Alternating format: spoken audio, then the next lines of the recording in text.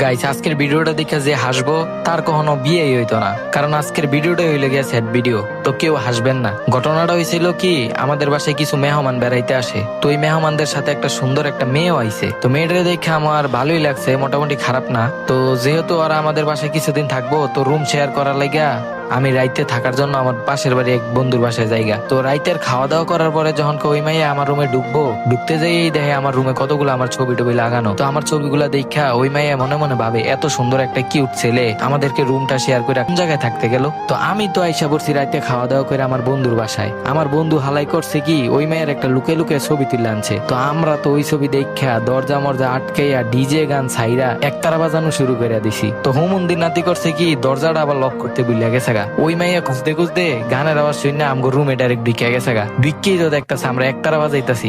তখন তো আমি দেখে কই, আরে তুমি এখানে কি করতেছো? তখন আবার দেখে কি, ওই মেয়ের ছবি আমাকে মোবাইলে, বন্ধুর মোবাইলে ওই মেয়ের ছবি দেখা মাইয়া কই ওঠে, তোমার যদি আমার এতই পছন্দ হয় তাহলে তুমি আমারে কইতা, আমি তোমারে দিতাম। তখন তো আমার মনের সুখে ভাই কি কমু, তখন আমি আবার ওই মেয়ের লগে যাই করার লাগা। তো অন্যদিকে তো আমরা 3-4 বার বাজাইয়া ওলাইছি অলরেডি। তো ভাই ওর সামনে যাইয়া আমার আর পাখি দাঁড়াইতাছে না। এইটা দেখা মাইয়াই তো গেছে গা চিত্তা যে রে, ওরে এত কষ্ট করে আনলাম, ওই কিছুই করতে পারতেছে না। তখন আবার আমারে কইলো কি, আচ্ছা যাও গা তুমি, আমিও বাসায় যাইগা। তো ওই রাইডটা ভালোই কাটছিল।